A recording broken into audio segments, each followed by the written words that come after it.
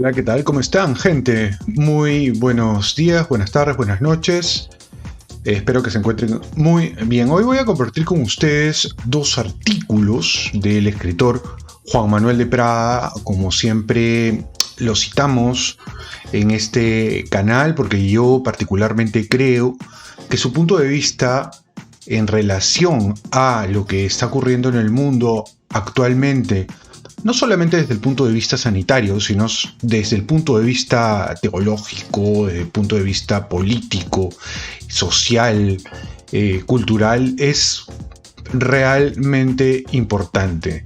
Creo que ofrece una mirada de águila que no se reduce solamente al detalle, ¿no? A la cosa pequeña, a la anécdota, a la coyuntura, sino que nos habla de una serie de variables y una serie de elementos generales que nos permiten ver no solamente el árbol, no solamente la hojita del árbol, sino todo el bosque completo, ¿no? Nos ofrece esa mirada general que incluso trasciende fronteras. Entonces, bueno, hay dos artículos que me parecen bastante interesantes. Creo que de una u otra forma ambos están unidos. Y el primero tiene que ver con la psicosis tragacionista. Ya antes había escrito un artículo que se denominaba histeria tragacionista. Ahora he escrito uno que se llama psicópatas tragacionistas, mejor dicho, creo que dije psicosis. Psicópatas tragacionistas. Esta gente que de alguna manera tiene el poder y lo utiliza, ¿no? De una manera desordenada, desorbitada, para hacer, digamos, para tomar una serie de medidas que en muchas ocasiones ni siquiera tienen sentido, ¿no? Por más que, y estamos hablando de medidas sanitarias, por más que se vendan como medidas basadas en criterios científicos. Pero bueno, vamos a leer el primer artículo, el que se llama Psicosis tragacionista, y luego vamos a leer otro que se denomina Batalla cultural, en donde él ofrece una mirada crítica a este término que se ha acuñado en los últimos tiempos de parte de la derecha de los diferentes países de Hispanoamérica en relación a esta necesidad de enfrentar a los movimientos progresistas, a los movimientos de izquierda caviar, que ya se han apoderado de la narrativa, no solamente, qué sé yo, de los medios de comunicación, sino también de la academia, de los colegios, de todo aquello que pueda generar cultura. Y lamentablemente todavía hay gente que sigue esta narrativa, que sigue este storytelling, y que va a ser muy necesario combatir, ¿no? Combatir con inteligencia, combatir con argumentos, combatir con a veces cosas simples, ¿no? Como decía Chesterton, simplemente con aquello que él denominaba que era la riqueza más importante de un hombre, que es la de tener un matrimonio ordinario, una mujer ordinaria, un hijo ordinario o una hija ordinaria, en el sentido de que hacer las cosas que siempre nos han hecho bien y que han generado comunidad, es decir, la tradición, son lo que finalmente va a salvar a la sociedad contemporánea. Pero bueno, empecemos entonces primero con el artículo que tiene que ver con psicópatas tragacionistas. Esto ha sido publicado en el ABC de España y bueno, lo vamos leyendo y para que ustedes también lo vayan reflexionando en donde quiera que estén chequeando este video. El otro día, dice Juan Manuel de Prada, el otro día contemplé con mis propios ojos cómo un ex ministrillo con cara de bálano, chuchurrío, no rozagante, reconocía sin ambajes en la tele. No vas a frenar el contagio por el hecho de que pidas el pasaporte COVID, porque el que está vacunado también puede transmitirlo. La idea del pasaporte COVID es hacerle la vida imposible a los que no se quieren vacunar. Hace falta ser una auténtica gusanera purulenta para proclamar que tu anhelo es hacer la vida imposible al prójimo. Este regodeo en el mal ajeno era calificado por Schopenhauer como la más abyecta de las pasiones humanas. Sentir envidia es humano, desear la desgracia de otros es directamente demoníaco. Estos psicópatas que asusan el odio contra sus paisanos, exhortando a hacerles la vida imposible, están infiernando la vida social. Se están aprovechando de la inseguridad de sus paisanos para instilar en sus cerebros reptilianos conductas pánicas y gregarias, hasta convertirlos en una canalla temblona y genuflexa ante sus consignas que, sin embargo, se revuelve furiosa contra el disidente, deseosa de lincharlo. Debemos rebelarnos contra estos psicópatas miserables, no solo las personas que no están inoculadas, sino todos los que conservamos un ápice de dignidad humana. No podemos permitir que nos conviertan en los gusanos que anhelan para alimentar su gusanera. Si estuvieran convencidos de las propiedades benéficas de las terapias génicas experimentales, se limitarían a persuadir a los reticentes con estímulos luminosos. Si los amenazan con confinamientos domiciliarios, con obligarlos a pagar los costes de la enfermedad, o en general, con hacerles la vida imposible, a sabiendas de que tales medidas generan más rechazo que acatamiento, amén de una desconfianza creciente en las instituciones, es porque carecen de argumentos persuasivos. Y ciertamente es difícil encontrarlos en unas terapias que no inmunizan ni evitan el contagio y cuya presunta eficacia empieza a declinar a los 4 meses, como ya se reconoce. Diríase, con sus amenazas, pretendieran anular el grupo de comparación que permitiría establecer la eficacia del presunto remedio, en que se han gastado billones saqueando las economías nacionales. A estos psicópatas solo los mueve la concupiscencia del mal ajeno y el afán de excitar los deseos culpabilizadores de las masas para dar rienda suelta al punitivismo más tiránico y estigmatizador. Cuando hayan acabado con los no inoculados, se dirigirán contra los que se resisten a la tercera dosis. Luego lo harán contra los que se niegan a dejar de fumar o de consumir carne. Luego contra los que propaguen ideas que juzguen perniciosas, hasta finalmente lanzarse contra quienes simplemente confíen en la providencia divina. A quienes juzgarán perversos herejes. Y si ahora no paramos los pies a esta chusma, aunque estemos inoculados, llegará muy pronto el día, como en el poema de New Miller, en que cuando vengan a buscarnos no habrá nadie que pueda protestar por nosotros. Como lo he dicho una y otra vez, estas medidas de tipo sanitaria que se están proponiendo, no solamente en Europa, no solamente en España, y de manera más dramática en Alemania, en Australia, en Austria, también se están empezando a aplicar de manera subrepticia, disimulada, en países como el Perú, desde donde estoy grabando este video.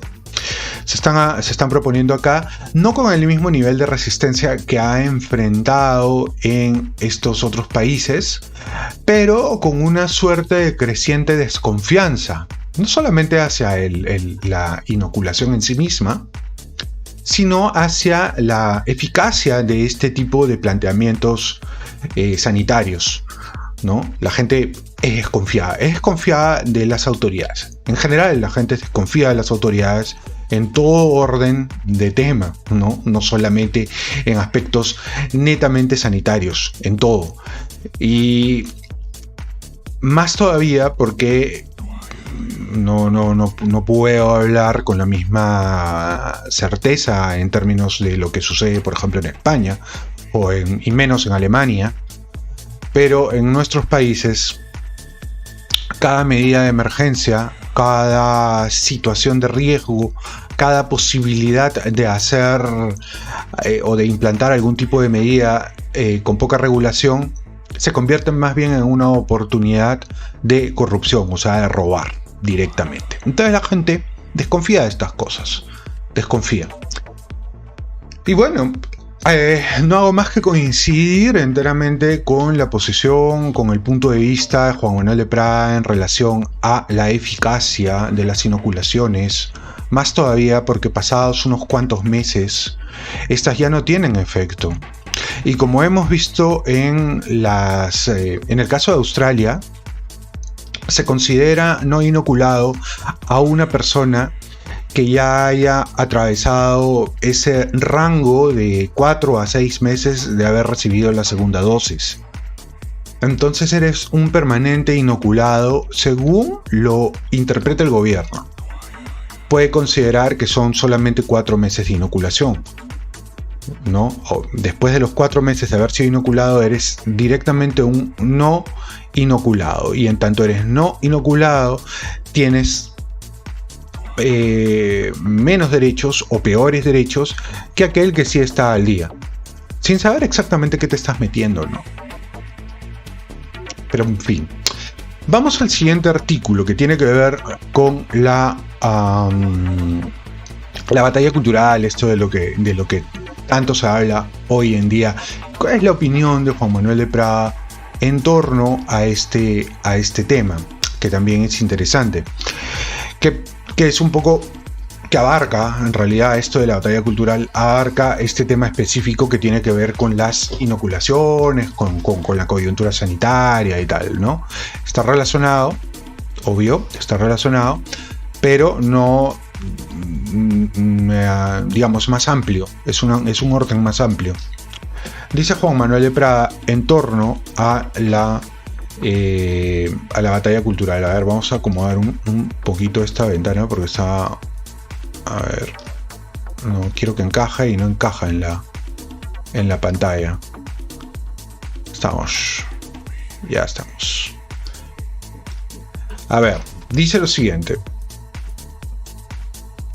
con la machaconería de disco rayado se apela desde la derecha a la necesidad de librar contra el progresismo rampante una batalla cultural, expresión con la que se pretende pintar una suerte de choque de trenes en el que dos cosmovisiones radicalmente opuestas se disputan la hegemonía cultural. Sin embargo, para librar una batalla de estas características, se tiene que combatir con unos principios opuestos que propongan una alternativa radical. No por extremista, sino por adentrarse hasta la raíz de las cuestiones en lisa. Cuando no ocurre así, inevitablemente la batalla está perdida. A estas grotescas batallas culturales, la derecha siempre acude pertrechada con el concepto de libertad propio del liberalismo, con la munición de derechos individuales propia del liberalismo y con la visión antropológica propia del liberalismo. Y entonces el progresismo rampante no tiene sino que utilizar tales principios en su beneficio, adoptándolos como propios, adoptándolos a sus intereses y desarrollándolos hasta extremos que la timorata derecha nunca había sospechado. Y entonces, una vez desarrollados tales principios, la derecha clama contra lo que absurdamente llama marxismo cultural, que no es sino liberalismo consecuente, pues el liberalismo, con su principio emancipador, crea el caldo de cultivo para todas las ingenierías sociales que convienen al progresismo para construir un etos hegemónico, al que, rezagados, acaban sumándose los adalides de la derecha, aunque adopten siempre una versión atenuada o vergonzante. Algunos de estos adalides no se suman del todo, sino que libran escaramuzas en determinados asuntos que exacerban los antagonismos sociales del modo más tremendista posible. Del mismo modo que, para favorecer su asalto al poder, la izquierda utiliza a los inmigrantes, a las feministas o a los ecologistas como sujetos revolucionarios. Los adalides de esta segunda versión de la batalla cultural utilizan al movimiento provida o a las clases medias depauperadas. Pero esta modalidad de batalla cultural, a la vez que utiliza a estos grupos sociales como arietes, encona y rearma a los detractores, generándose así una disociedad envenenada por un enjambre de odios. Esta disociedad polarizada además atemoriza a los tibios, que acaban sucumbiendo a los cantos de sirena del progresismo que establece siempre donde se halla la moderación.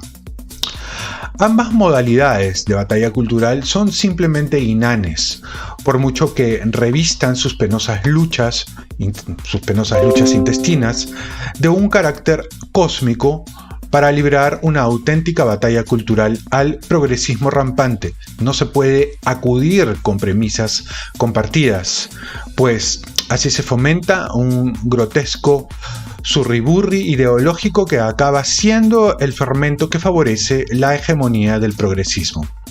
La única batalla cultural posible solo se puede librar con premisas filosóficas, políticas y antropológicas adversas a las ideologías en lisa. Y tales premisas solamente las brinda el pensamiento tradicional. Nuevamente, las palabras de Juan Manuel de Prada apuntan al hecho de que no se puede combatir el liberalismo cargado de ideologías de género con el liberalismo trasvestido de políticas, por ejemplo, pro vida. Que la raíz central de el movimiento pro vida obviamente es no solamente legítima sino necesaria, pero ese liberalismo que se infiltra en la derecha para utilizar el movimiento pro vida convirtiéndolo en un providismo, luego es utilizado más bien por el progresismo para victimizarse, que es lo que mejor saben hacer.